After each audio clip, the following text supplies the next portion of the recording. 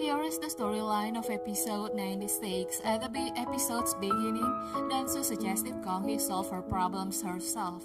He said she is a strong girl, advising her not to worry too much about others. Gong-hee asked what she should do if she can't even fix herself. Dansu said she knows her own strengths best. She is good at fighting back against those who hurt her. Gong-hee laughed but didn't share her troubles. She planned to go home to Min-ki's family, but Myung-ja asked her to stay that night. Gong-hee slept in Myung-ja's room. When Myung-ja slept, Gong-hee cried, saying she was having a hard time.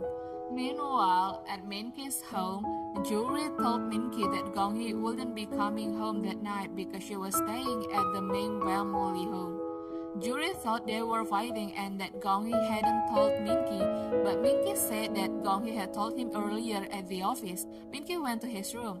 He tried to contact Gong-hee, but there was no answer. Then a text from Gina arrived, saying Gong-hee had visited her. Min-ki immediately contacted Gina to ask what she had said to Gong-hee. Gina told Min-ki that Gong-hee was shocked to hear that Gina and Min-ki had lived together. Min-ki sighed and told Gina they should talk tomorrow.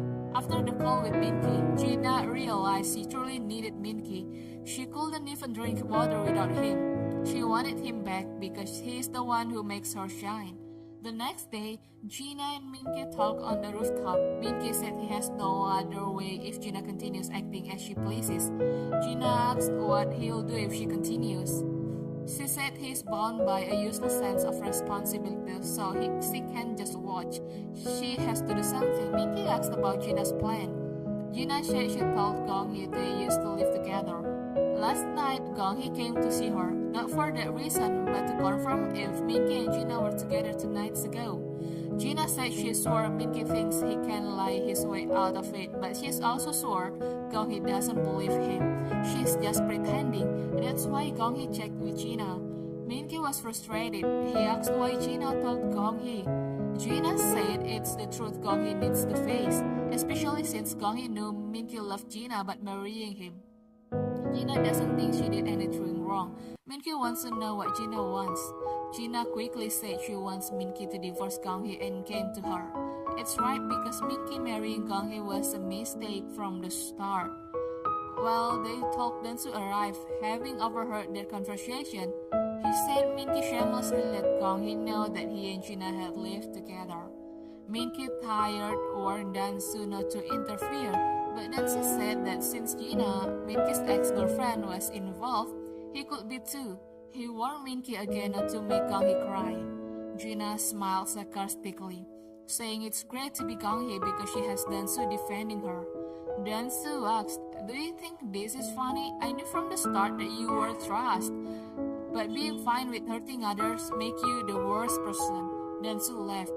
Separately, Audrey visited Chairman Huang's house. She brought mangoes because Dansu said Chairman Huang likes them. But Chairman Huang threw it away. Audrey tried to stay calm, explaining Dansu asked her to visit. Chairman Huang refused to accept Audrey as Dansu's mother, reminding her she left Dansu 20 years ago. Audrey said Chairman Huang couldn't change the fact that she is Dansu's mother. Chairman Huang accused Audrey of killing Haejun and threatened her. Audrey asked if Chairman Huang wants to separate her and Dansu. Chairman Huang said she won't let Dansu go down the wrong path because of Audrey and will never accept her as family. Audrey begged Chairman Huang to forget the past and consider Dansu's feelings. Chairman Huang felt Audrey was daring to advise her and threatened her further. Audrey left, worried about the threat.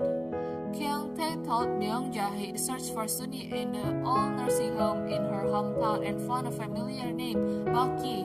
Myung-ja didn't know who Bok-ki was, but she contacted her brother, who remembered Bok-ki as Sunyi's deceased older sister. Myung-ja went to Sunyi's hometown, sure it was her. He guessed was right, but the nurse wouldn't let Myung-ja see Sunyi. Eventually, Myung-ja met Sunyi and hugged her, saying she couldn't live without her. Okay, everyone, that's the storyline. Thank you for watching my video.